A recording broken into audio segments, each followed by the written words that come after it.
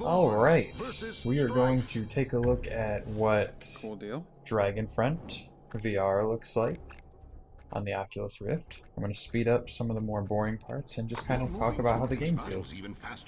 So it's your classic trading card game, power defense, PvO, Magic the Gathering, other games of that nature. I can't think. Hearthstone, it's a big one. It's hot right now. Pokemon TCG. Booster packs, unlock, basic things. So here I'm considering what card to play initially, and I just need a mana generator to get down in there. I'm gonna grab those little guys on the left eventually. Once I place them down, I end the turn, toss it over to the enemy, which hopefully I also fast forwarded. He plays a base creature. No big deal. The objective of the game is to take down the enemy's fort. You both start with 15 health. You have a little champion on your right, which will get activated later in the game. That's pretty cool. Mana generates based off how many people are in your spawn row. Interesting elements for a TCG. It does feel like a unique game while still feeling familiar. The creatures that are down right now, on the far left, every time he will regenerate some health. In the middle right there, he will get a random health or a power. And the little guy there on the right, if I can see correctly, yeah, will gain extra mana if there's an enemy in the attack path. Just playing some basic creatures, trying to get things laid down, learning what these forts do. There's little forts that are square modifiers that make things happen, like if something dies in a square, you get an extra mana. The game is pretty fascinating. I really like the way the cards present. I mean, VR is super 3D, so when you see the characters spinning around inside of the card, before you even play it, it's pretty cool. When you get into the attack side, onto the enemy's other side, you attack from one space away from the spawn row. You can't go into the spawn row. I think we're both still at 15 health. I started paying into my champion, used my extra mana right there. Also, if you get damaged, it helps. So, you start with 15 health, your champion costs 15. If you get knocked down to 13, your champion's only going to cost 13. You can pay into it whenever. You can also use spells that gather champion mana paid out. This little guy is cool. Every time he moves a space, you get to draw an extra card. On the far right over there.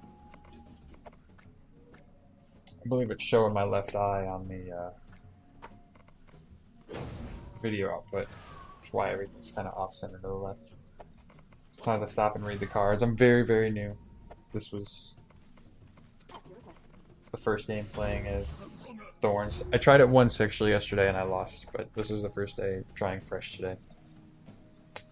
That's that little dude that every time an enemy crosses over into the enemy lines, every time a friendly goes into the enemy lines, you get +1/+1, which is super cool. And I send a guy over right there, and that gives the +1s. Which, a little bit more fast forwarding considering spells. I don't think I played any spells, really, most of this time. So the field's starting to get laid out a little bit. He's getting smacked down. Send some damage to his stronghold. That gives him extra mana. The costs are pretty all over the place. About the game in general, the way that it feels is pretty quick.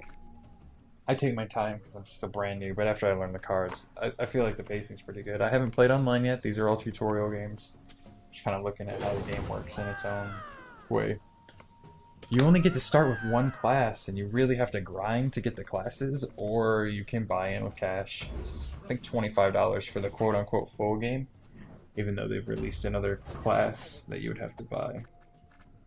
But I'm not going to spend money. I'll do it like hard.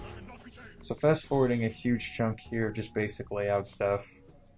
Some attacks. Went at him, sent these guys in. Keep spawning to get extra mana. Keep that spawn row packed. The more people that are in that initial first spawn row get more mana at each turn. He just spawned in his champion, but he did it in a weak way, so I was able to kill his champion immediately and then go after an attack. and I pull my champion out in a turn or two. Yeah, so he's ready, but the spawner is still full. I could have moved the guy up, but I was trying to keep him there for one more turn. And the next turn I should pull the champion out for sure. You can see, so this champion, every time he's activated, which means if he moves or he gets clicked or something happens, it gains additional power to all of my other units.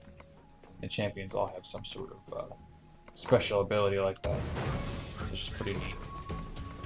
This is the class I chose to start with, which I regret now. I wish I would have done that fire class. I'm going to really have to grind to figure that out, but hey, that's on me for not doing the research. The game is pretty close to tapped right here. He has extremely little health left. Yeah, he's dead. And then the game's going to tell me about how great of a person I am for completing this task. After having a big 3D thing in your face. Your skills are improving. You mustn't rest on your laurels, however. Don't rest on those laurels. So I'm going to work on getting the aspect ratio scrunched in a little bit for the next stream, and we'll see it from there. Thanks for checking this out. This was a little playthrough of what Dragonfront is like and how I feel about it.